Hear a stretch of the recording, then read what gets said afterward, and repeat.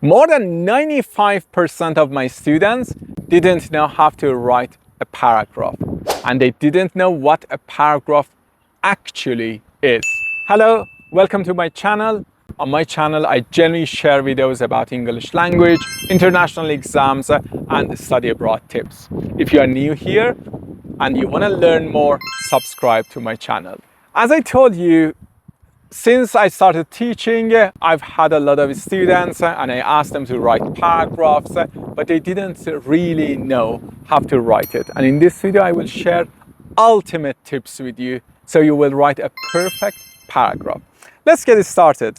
Here, I want to just go over the basics, why, the importance of mastering paragraphs for exams and international success, academic success, let's say. Generally, if you are, for example, a high schooler or middle school student, if you learn how to write a paragraph in the future at university, if you want to just take an international exams, you will just use these skills for your future goals, for your future dreams, for your future dream career. So just learning it, you are investing in your future. And as I said, even at university, you will definitely, whatever you study, whatever subject, whatever major, you will have paragraph writing. So this video is the right video for you. So here, if you are ready, let's get started. Now, what is a paragraph? A paragraph is a group of sentences about one topic or one idea.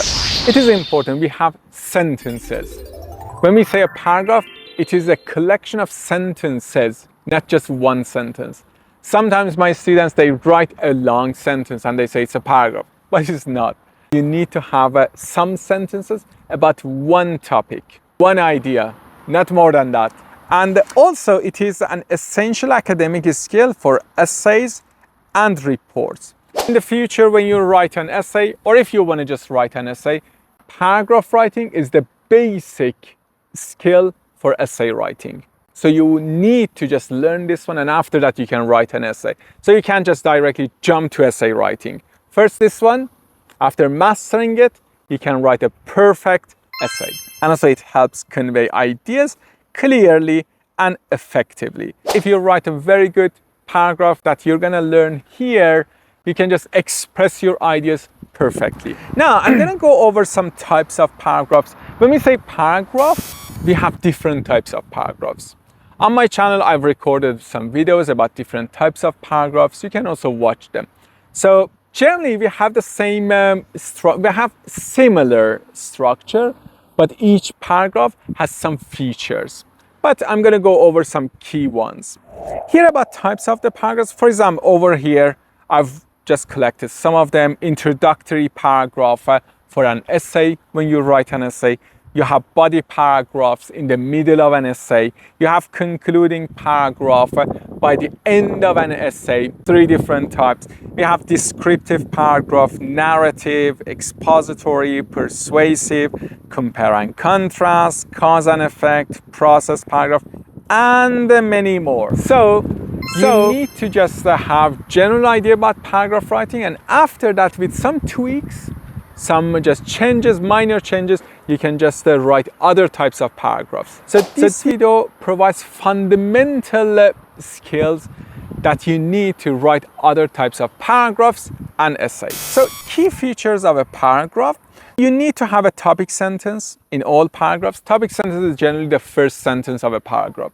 So when you put the sentences together, the first sentence is the topic sentence.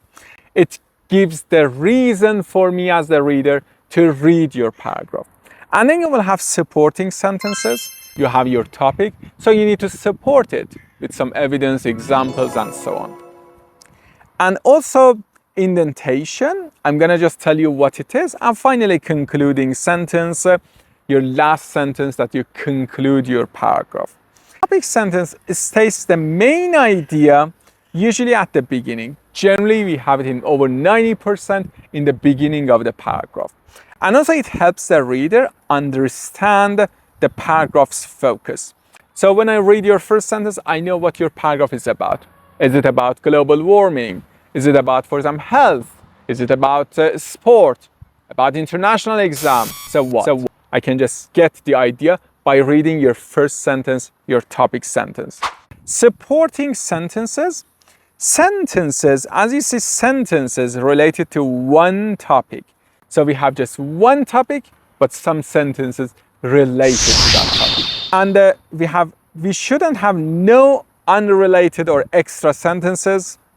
If we are talking about global warming and there is just one sentence about, for example, let's say something irrelevant about what I'm just thinking about irrelevant things, but everything is just related to global warming. But if you have irrelevant sentence over there, we should just delete it. So all sentences should be related to one topic. And so we should use controlling ideas of the topic sentence to ensure coherence. When we write the first sentence, it's a topic sentence and it has some controlling ideas toward the end. For example, Canada is one of the best countries to live because of high standard of living and good education. Good education and high standard of living, these two are controlling ideas.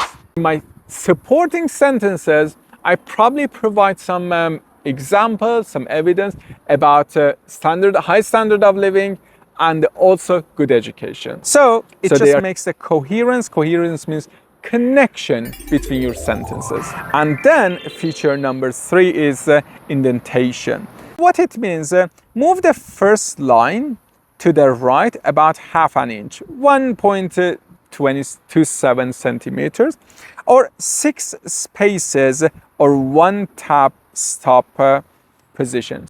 If you just click on the space 1, 2, 3, 4, 5, 6, it becomes indentation. So your first sentence of the paragraph, it starts a bit to the right and it signifies the start of a new paragraph. So when you move to the next paragraph, again the same thing. So you need to just add that part in your next paragraph as well. And fourth feature is concluding sentence. Bring a paragraph to a logical end. So when we just finalize our paragraph, we need to have a logical end. So that is the last sentence of your paragraph. And it should summarize the main idea, often restating a keyword or phrase from the topic sentence. In the topic sentence, we have, for example, good education and also high standard of living. In the last one, probably restating that so people enjoy their lives and so on. And so it can include suggestions, opinion, or prediction. In some paragraphs, we can also have some suggestions how to avoid global warming, or we can have some opinion why online education is great, why YouTube videos are helpful. We can have ideas, suggestions, or predictions about future. For example, in the future, AI might replace people who don't use AI, and just some prediction about the future. And over here, now I'm going to go over some bonuses for you. Let me go over an example here. The beauty of springs. Here we have the topic of this paragraph. As you see, it's just a topic, like a headline, and it's not a sentence. And it attracts attention, the beauty of spring. Spring is a wonderful season that brings new life and color to the world. This one is my topic sentence. So when I know that it's about spring and it's about the season of spring and it's about bringing new life and color to the world. These color and the new life, these are controlling ideas. So I can predict, even without reading it, I can predict that in the supporting sentence, in the middle of the paragraph, there will be some sentences about these two ideas. Now let me move on. During spring, flowers begin to bloom and trees start to regain their leaves, creating a vibrant, refreshing atmosphere. Over here we have descriptive language about probably as you see, bloom, start, these are about new life. Over here in my topic sentence brings new life. So when I just see new life, here when flowers begin to bloom, they have new life. When trees start to regain, they start a new life, creating a vibrant atmosphere. I understand that this sentence is supporting new life over here. I'm going to just move on to the next one. Birds return from their migrations and fill the air with cheerful songs, again about new life. The warmth of spring replaces the cold winter, making it perfect time for outdoor activities like picnics, hiking. And over here, the writer also provides a colorful description for me. For example, cold winter, so I can just visualize it. Spending time outside during spring can improve your mood and overall health. And these are all just supporting sentences about spring. Now, the last sentence, this sentence just concludes the idea of this paragraph. All these changes make spring a joyous and uplifting time of the year. Again, the last sentence and the first sentence, generally these two are connected. So we don't have any other ideas. They are connected. Here we restated our topic sentence. And over here, I'm gonna have extra bonus here for you, another example about photography. Over here, my favorite hobbies. Again, here, I just share something personal with you in this writing. Photography is my favorite hobby because it allows me to capture and preserves beautiful moments. So what is this paragraph about? It's about photography. Why? Because of capturing and preserving beautiful moments. I give the reason in the beginning of my essay for the reader to read. And then with my camera, some supporting sentences, I can take pictures of stunning landscapes, interesting people, unique events. And then another sentence, photography helps me to see the world from different perspectives and appreciate the beauty around me. It also gives me a creative outlet to express myself through images.